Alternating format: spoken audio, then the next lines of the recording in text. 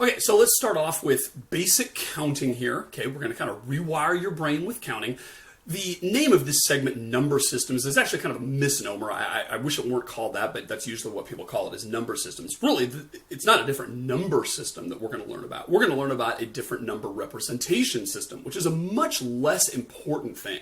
As I said, numbers are quantities. They are amounts. And how you write them out is just sort of a handy way of doing it. And you might ask, by the way, and I'm sure you asked this of yourself and probably immediately answered it, why is it, if the number representation scheme is really this misleading thing, why is it that we use that instead of actually writing them out that way? And of course the answer is because it's way too hard to write out large quantities like that, right? If you wanted to, write 7, it's very easy to make 7 little circles or whatever, but if you want to write down 753, it just takes forever to do that. It's hard to look at it at a glance and compare it with other things, right? So there's obviously tremendous advantages in being able to compactly write something down in a place value system. And by the way, that's one of the hugest innovations in the history of humankind, right? Is the ability to do that. And don't take it for granted, because humankind kind of went along groping in the dark for centuries and centuries before they kind of came up with that place value thing. Try to do arithmetic with Roman numerals sometime, or go back to what some of the ancient Egyptians used, and it's just incredibly unwieldy. So a lot of the advances that we've had in mathematics and science are possible because we came up with this system that allows us to represent things very compactly and allows us to perform certain operations, all those operations that you memorized how to do in grade school. That was good for you, wired your brain in a very convenient way, although like I said in this episode we're going to unwire it a bit in order to make numbers useful, right? So I've got on the screen here some numbers, and the first one up here you can't see, and that's because it is the number 0, and maybe I'll just kind of put a little arrow by here to indicate that right there, where my little cursor is, that is in fact the number 0, right? Now what we're going to do here is we're going to write out the representations of each of these numbers in a numbering system, and we'll start with the familiar one. And this is like baby steps here. We've all know this. There was a time when we didn't know this and we had to be told it and memorize it, but now we know that there's one way to write that, and that is with that symbol right there. That symbol is a way to represent the nothings. And then we use that symbol to represent that many, and then that one, and then that one, and then that one, and then that one, and then that one. You're falling asleep right now, but take a moment and just think how arbitrary these signs are, right? There's nothing in this little shape here that would indicate 4 things. There's nothing in this shape that would indicate 3 things, right? This one sort of makes sense, the 1 and the 0. You can sort of see that as like maybe a circle with nothing in it, so it kind of connotes nothing. And this is like maybe a tick mark or whatever. After that, it's just, weird, right? But it seems natural because we've memorized it, right? For so long. We know that symbol. We know that symbol corresponds to that many. We know that symbol. And again, here's where we say, you know what? I'm bored now. I'm tired of coming up with new symbols. And this is the point where we choose to roll over our odometer to look like that. And then in the upper digit, we keep a 1 there, while we make the lower digit continue to increment just like this. This one, by the way, is that guy over there. And then this is how we write that one there at the bottom, and then we keep on going like that, right? That, of course, is very familiar to you, and that is called the decimal number system. And again, that doesn't have anything to do with decimal points. It means base 10. DEC, des, is a prefix meaning 10, right? And that's what it means, a decimal number. It just means that when you look at the digits, you are instructed to interpret them as base 10. Now, it may surprise you, and we'll learn this later, that if I give you a string of digits, you don't know and can't know that that's a base 10 number without being told. If I gave you a string of digits 349, you might instantly say, that means 349. Not necessarily. What if that's really a base 11 number? And you might say, well, what kind of a dork would give me a base 11 number? Well, this dork. Okay, and I'm going to do that a lot in this episode. I'm going to be giving you numbers and declaring that they're in different bases. Obviously, we don't write down what the base is most of the time because we're dealing with base 10 and it's just assumed. But if we need to be explicit about that, there's a way to write it, and we're going to do something like this. 349, and we're going to write a little sub 10 here. And that little sub 10 is a way of saying that this number is meant to be interpreted, dear reader, as a decimal number, which means that is the ones place, and that is the tens place, and that is the hundreds place. More on that later. Okay, so again, normally we don't, write that down, whoosh, and there it goes. But that is one way of writing it down. Now, let's do the same thing. But now what I'm going to do is I'm going to change the point at which I roll my symbols over. And that's all I'm going to do. I'm going to say, let's start with that symbol. Sure. Then let's go to that one. Then that one. Then that one. Then that one. Then that one. Then that one. And now let's say I'm bored. Let's say I'm ready to roll over and use different symbols at this point. Now that may seem like a weird thing to do, but I assure you it is just as valid as doing it the blue way. In the green way, here is what I'm going to draw right there. The next number, the way to represent that thing in my new numbering scheme is with the number 10. Now, let me just call your attention to a couple things here. First of all, please do not pronounce that as 10. That is not 10. When you see a 10, what that means is a 1 in the whatever base it is place, and a 0 in the ones place. If and only if this is a base 10 number, would that be the number 10? But right now, this is not a base 10 number. I'm telling you it's not. This is instead a base 7 number. And so when I write this right here, you're going to pronounce that. Now, I want you to just take a second and say this out loud to yourself. I want you to look right here at those two digits, 10, and I want you to say this word. I want you to say 7. Look at those two digits right there. Look at that 1 and 0. Do it right now. And say 7. Say 7. Repeat 7. Because that right there, ladies and gentlemen, I am telling you right now, that thing right there in the circle, this thing right here. Wait, is he talking about the real thing? This thing right here that he's circling? Yes, that thing right there is called 7. Some students, when they see this, they say, whoa, we sure skipped over a lot of numbers between here. We went 1, 2, 3, 4, 5, 6, 10. Well, that's kind of weird. No. If you think we did that, you missed the point. Back up, rewatch this part. We did not skip over anything. The next number in this system is 10 because this is not a decimal number.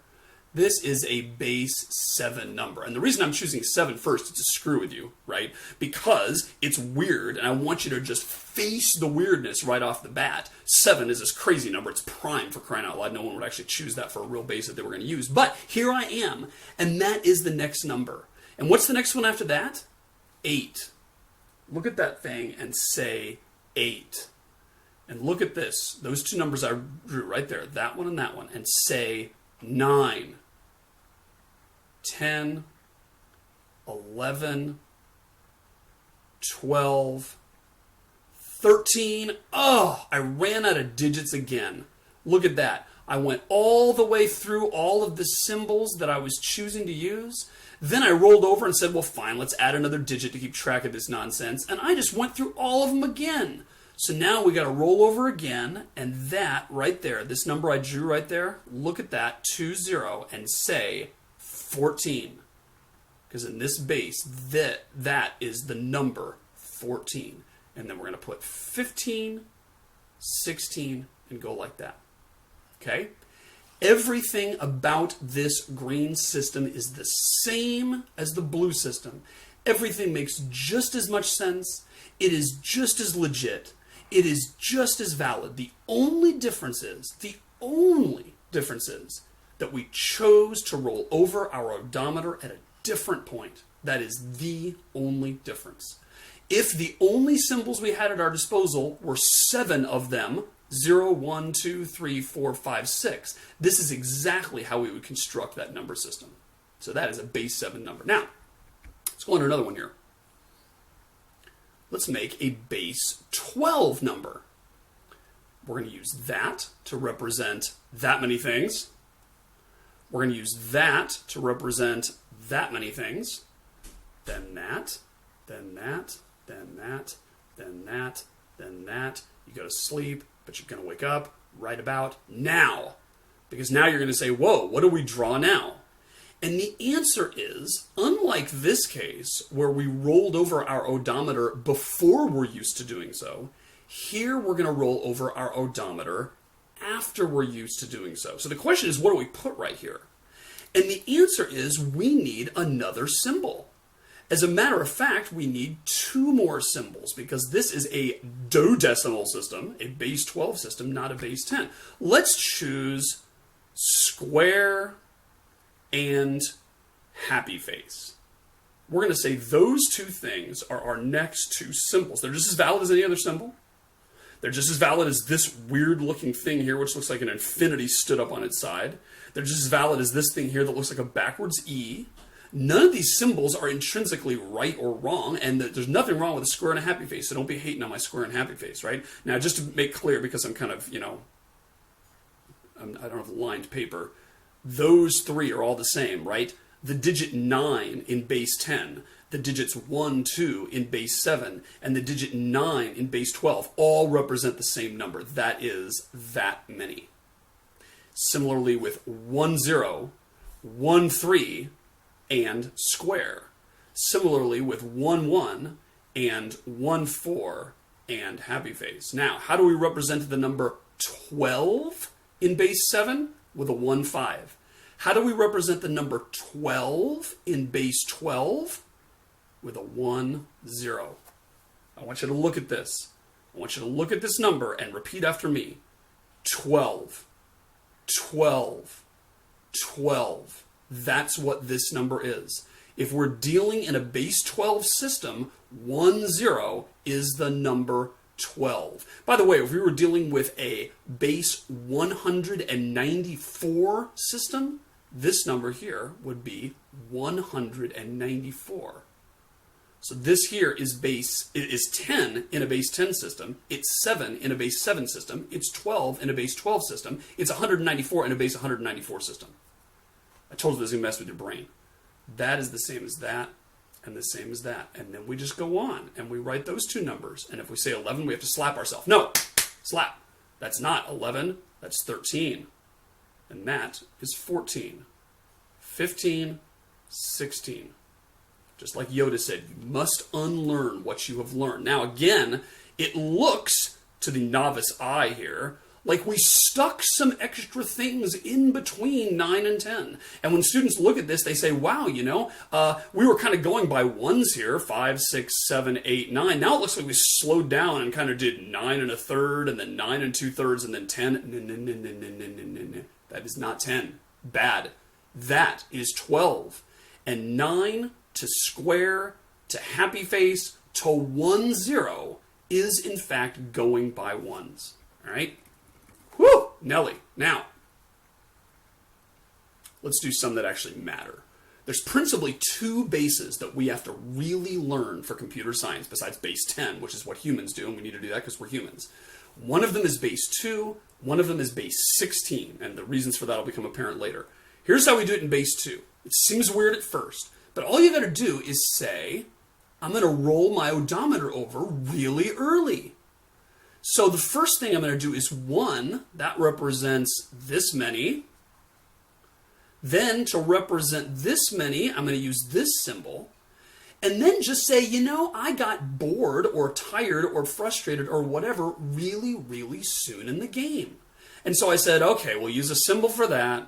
Okay, let's make up another symbol for the next one. And then, I'm already tired. So roll over our odometer already. Look at this right here. And repeat after me. 2, 2, 2. That is the number 2. Do not say 10. That is 2. We are dealing in base 10, also known as binary. Binary is the base 2 number system, and that is the number 2. How do you write a 3? Just like that. So what we do is we simply go 0, 1, and then roll it over. And now we have 1, 0, 1, 1, and then we roll it over. And now we have this. That is not 100. Stare at that, everyone, and say 4, 4, 4. And here's 5. And here's 6. And here's 7. Now, I'm doing that fast as I've done it so many times, but see what's happening here, right? I just say 0, 1, then roll over to the next place. 1, 0, 1, 1. And now already roll over to 3 digits. 1, 0, 0, 1, 0, 1, 1, 1, 0, 1, 1, 1. And then roll over to 4 digits. 1, 0, 0, 0. That's 8. That's 7. That's 6. That's 5. And then we have 1, 0, 0, 1. That's 9. 1, 0, 1, 0. That's 10. 1, 0, 1, 1. That's 11. 1, 1, 0, 0. That's 12. 1, 1, 0, 1. That's 13. 1, 1, 1, 0. That's 14. 1, 1, 1, 1. That's 15. And then now we got to roll over. 1, 0, 0, 0. I don't know if you're like me, but when I was a kid, I used to watch my dad's odometer as we were driving down the road. This is back before there were digital odometers and it was actually wheels that were moving around, right? They still have those in some cars, including mine, actually. And I remember saying, oh, Dad, it's about to roll over, right? We'd get up to, 936,499 miles, right? And whenever we get to 99, we'd look at it, we were so excited, let's drive around the block a couple more times just to get it to roll over, right? And then we'd see it all roll over. And it rolled over when we had a bunch of 9s, right? Because when we had a bunch of 9s, that was our cue that we can no longer hold that number in that many decimal places and we need to roll over to the next one, okay? Same thing happens in binary when you get all 1s, because 1, paradoxically, is the highest digit in the number system. Therefore, when we get something like 1, 1, 1, 1, and when we add 1 to it, we get 1, 0, 0, 0, 0. So you just got to train yourself to think of 1 as being the last thing before you roll over, just like you're used to thinking of 9 being. Okay? Now, let's do our next one and the last one, because again, really, this thing here and this thing here really are of no practical use except just illustrating this point, right? We can make the rollover point anywhere, and that's what I do with base 7 and base 12. Now, the ones that actually matter are base 2, and then, oddly, although it's not odd, base 16. And this is called Hexa Decimal, which just means base 16. Okay? And here's how we're going to do it. We're going to say 0, 1, 2, 3, 4, 5, 6, 7, 8, 9. Up to now it's been normal, it's been human-ish, right? Now here's the point where this is going to resemble the red column here, because when we do with base 16, of course 16 is bigger than 10.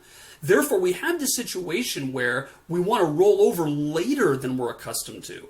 And if we roll over later than we're accustomed to, we need extra symbols. For this base 12 thing, I chose square and happy face. For hex, we don't use... and by the way, when I say hex, that's short for hexadecimal. People will say a hex number. That just means a base 16 number. For hex, we don't use squares and smiley faces. We use things that are easy to find on the keyboard, which is the letters. So we put this down here. Everyone look at that and say 10. 10. 10. That's what that is. 11, 12, 13, 14, 15. So we typically use, in fact always, the letters A through F as our additional digits. Now, when you look at these things, of course you're normally used to thinking of letters, like in words, right? But we got to remember these are now digits in our numbering scheme. And if I say I have a hex number that's 342, base 16, even if you can't figure what that is right away, that's going to seem like a number to you. Whereas if I say 9BC base 16, that's not going to seem like a number. And you're going to go, what? That's an amount? That's a quantity? Yes. Because B and C are being treated just like other digits here. Just like the digit 3 and the digit 4 and the digit 2 and the digit 9. We simply have the digit B and the digit C. These are not variable names like in algebra or whatever, right? These are digits. And so we go from 0 all the way up to F. And F represents 15 in decimal, right? I'll put 15 base 10. Now, a lot of people are confused. They're saying, well, wait, why isn't that 16? Isn't the last one 16? Well, no, because remember, when we did base 10, let's go back to the thing, it's kind of our safety net, right? In base 10, the last digit, the highest digit is 9. There is no digit for 10, right? 10 is, in fact, the point where we roll over to 2 digits. So, same thing's true for hexadecimal. There is no digit for 16. 16 is written like this. Everybody look at that and say, 16, 16, 16, because that is exactly what that is, okay? I would suggest you go through this example again, watch this tape again, work it out by hand. Again, it's such a simple concept, but your brain is so fiercely loyal to those flashcards that you learned that when you see something like 1, 1, you just reflex think 11, and you think a prime number, and you think the age I was when I went to Tommy's birthday and he was mean to me or whatever, right? All those things you think of when you see 1, 1, but I'm going to tell you, 1, 1 doesn't necessarily mean 11. 1, 1 might be 3 if it is a binary number. 1, 1 might be 17 if it is a hex number. And you have to be told or know from context what the base is to know how to interpret the number. All right? Now, let's look at our next thing here. And I just want to talk for a second about that wonderful concept you learned about in, I don't know, first grade, something like that, right? You learned about place value. And remember, this is one of the first things you learn in math, and you learn that when you have 3,421, you learned that this was the ones place, and this was the tens place, and this was the hundreds place, and this was the thousands place. And if you remember, after the decimal point, and by the way, the reason it's called a decimal point is because this is interpreted as a decimal number right now. We actually would call it the hexadecimal point or the binary point if we were representing this in one of our other two bases, right? But when we had, 7, 8, 9 or something, remember that was the tenths place. And that was the hundredths place, and that was the thousandths place. That's actually not going to come up in the rest of this unit. We're only going to be dealing with integers, right? But that's how you interpreted this thing. Now, you may have thought when you were a kid that it's a pain doing this. 100, 1,000, a million, 10,000, 100,000, a million. That sure goes up fast. Wouldn't it be easier if this was the ones place, and this was the tens place, and then this was the 20s place, and then this was the 30s place, and the 40s place? Wouldn't that make it easier to figure out, right? And let's just take a moment to appreciate why it is that the math gods from Mount Olympus bestowed upon us this thing with 1, 10, 100, 1,000 instead of 1, 10, 20, 30, 40 or anything else, right? Here's why. It makes perfect sense to be that way because that is in fact what you want the next number to stand for. Let's do a little thought experiment and think, what if it were the 20s place instead of the hundreds place, right? So let's say we had a number here that we were writing out as 359. I'm not going to say 359 now because we're going to say in our new little system, this is actually the 20s place. And that's the tens place and that's the ones place, okay? If that were the case, then the way we'd figure out what value this is we'd say, okay, 3 times 20 plus 5 times 10 plus 9, right? That's how we do it if we had this fictitious representation of the numbering scheme. Now, the reason we don't do that, among other things, first of all, it's not the most compact notation in the world. We're going to end up having longer strings of digits than we really need, that we could accommodate a lot more with our choice of 10 symbols. But what we're going to see is that this does not give a unique representation of each number. That's the big thing that's a problem, right? Consider this. What if I said, I've got the number 49 here, right? And in this scheme, that would be the number 49 because we have 4 times 10 plus 9, right? We have 4 in the tens place and 9 in the ones place. So everything's all good there, right? You might say, what's the problem? That doesn't have anything to do with this 20 place thing. But consider, what if we had this number, 209? How would we interpret that? And the way we'd interpret this would be 2 times 20 plus 9, which of course is the same thing.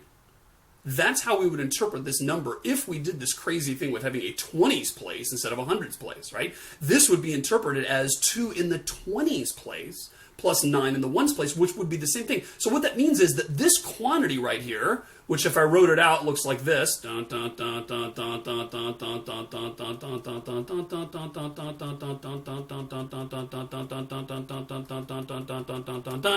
I tried to write 49 dots in that box, right? That quantity could either be represented that way or that way with my crazy scheme. Heck, it could even be written this way, 1, 2, 9, right? Because that would be, that would be 1 in the 20s place, plus 2 in the 10s place, plus 9, which works out to be the same thing. So actually there's 3 different, maybe even more, different ways to represent the same number. And again, that's the thing that matters, right? This number is what matters. And we don't want a scheme, it turns out, where there's more than one way to represent it in the way we write it out. It turns out we want it to be unique for a number of reasons. One reason is, if you look at this, there's no easy way to tell what number is bigger than another one, right? If I say, here's a number, and here's a number, quick, which one's bigger? It's actually not super quick to tell that at a glance, right? You may say, oh, well, this one's bigger because that's 3 digits long. This one's only 2 digits long, right? But wait a minute. That thing there is 8 times 10 plus 9. This thing here is 3 times 20 plus 3 times 10 plus 7. So that's going to be 60 plus 30 plus 7. So that's going to be 97. Okay, fine, that one is bigger. But if this were not 337, but 307... then this would be 3 times 20 plus 0 times 10 plus 7, right? And that would end up being the number in our normal base system, 77, right? So that right there would be 77. And this thing right here would be 89. And the reason I write them out in words is to indicate that that right there is a quantity, right? That's not writing it out in terms of a base system. That's just saying 89 different things in the box, as opposed to 77 different things in the box. So clearly this number, if we were treating it as this wacky numbering scheme, that number would be bigger than that one, even though that's a 3-digit number, that one's a 2. And things would get all messed up, right? We want that to be the hundreds place because think about it. If we have 1 digit, we can go all the way up to 9 in decimal before we roll over. Therefore, it makes sense for that to be the tens place. Then if we go 11, 12, 13, da-da-da-da-da, and then we get to 20, 21, da-da-da-da-da, and then finally we get to 98, 99, that is the point where we have to roll over. And so that makes sense for that to be the hundreds place, because that's exactly what we need that number to be, right? We can hold up to 99 with 2 digits. Therefore, 100 or 100 in base 10 is exactly what we need the next place to be. And if we keep going all the way up to 997, 998, 999, 1,000. That's exactly what we need that to be, is the thousands place, right? And so, if you have some number, 163304559, remember that's the ones place, that's the tens place, that's the hundreds place, that's thousands place, that's the 10,000s place, etc. This can also be written as 10 to the 0. That's actually the hardest thing I'm going to write right now. It always is weird to think of something to the 0 being 1. But remember, that's kind of like 0 factorial being 1. 0 factorial means don't multiply anything together. And if you don't multiply anything together, you get sort of your base root, benchmark, baseline, multiplicative identity, which is 1. Same thing here. When we say 10 to the 0, we say multiply 10 by itself no times. And that is going to be 1, because that's sort of our, in the absence of any multiplication at all, we consider it 1. So if that doesn't make sense and that confuses you, just memorize that fact, right? Anything to the 0 is 1. And then that, of course, is 10 to the 1, right? 10 is 10 to the 1, which is 10 times itself only once. I mean, you just don't even multiply it by itself. It just is what it is, right? 100 is 10 squared. 1,000 is 10 cubed. 10,000 is 10 to the 4th, etc., etc., right? So there's obviously the pattern here. 10 to the 0, 10 to the 1, 10 to the 2, 10 to the 3, 10 to the 4 are different places. Now, again, you're thinking, well, dude, I learned this like forever ago, right? But again, when you ask yourself the question, how do I interpret this number in binary? Let's say that were a binary number, and you would only know that because either I told you or I wrote a 2 there. That right there is going to be the what? A lot of students fall into the trap of saying, that must be the 2's place because this is binary. No, that is the 1's place. The first digit is always the 1's place. If we didn't have a 1's place, we wouldn't be able to count by 1, and that would kind of suck, okay? That right there is the 2's place. That right there is the 4's place. And then here's where everyone messes up. That right there is the 6's place. No, that is the 8's place. And again, people, when they look at this, they say, why is it the 8's place? Wouldn't it make sense to just say 2, 4, 6, 8, who do we appreciate? Wouldn't that make it easier? Yes, that'd make it easier in that sense, but it wouldn't make sense as a numbering system, right? Just like we don't want to have a 1's place, a 10's place, and a 20's place in decimal, because that would be borked. Similarly, in binary, we don't want to have a 1's place, a 2's place, a 4's place, and a 6's place. There's no such thing as a 6's place. You can't ever have a 6's place because it's not an even power of 2, right?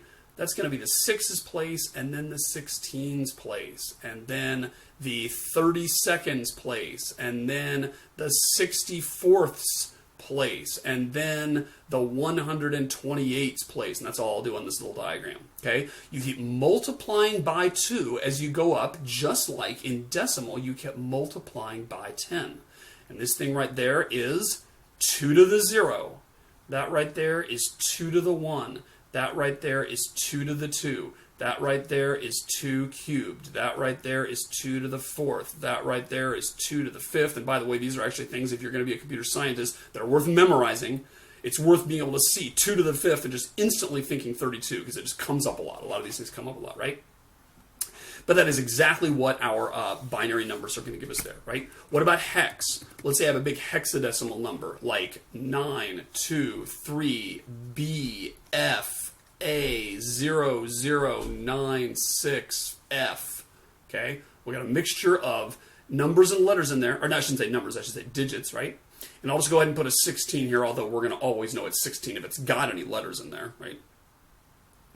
What is this going to be? Well, this right here is again the 1's place. So we right now have 15 in the 1's place, because remember, F is the digit that represents 15. Then that right there is going to be the 16's place, because we're dealing in hex. What's that going to be? Again, a lot of students end up saying, oh, that must be the 32nd's place, right? No, no, no, no, no, no, no. That is the 16 squared's place, which happens to be the 256's place. And the next one's going to be whatever 256 times 16. I think that's 65,536 or something. Rings a bell. I don't know. Strange numbers when written out in decimal. Of course, if you want to know what place it is in hex, it's actually real easy, right? That's the 1000's place, right? So again, the numbers only look weird because we're writing this number right here out in decimal to represent what the value of that place in a hexadecimally written number is, and that's why it comes out all wacky. If we write it out in the base that we're dealing with, it comes out straight, right? But again, hexadecimal numbers, as you see, get big really fast, right? We could represent a number hugely big because we got a 256's place with only 3 digits. Wow, that sure as heck beats decimal in terms of buying power or whatever, right? Because we can express a lot more. And similarly, in binary, we need a lot of digits, or bits as they'll be called, in order to represent a number of any reasonable size, because we need 8 whole digits to get all the way up to 256, right? So that's basically how binary number systems and hexadecimal number systems and decimal number systems and every number system works. That's basically the rule of place value. And there's a rhyme and a reason to it. Again, you just have to convince yourself that there is another way to interpret a string of digits, and you have to convince yourself that there's a different place you can roll over, and it's all going to be okay.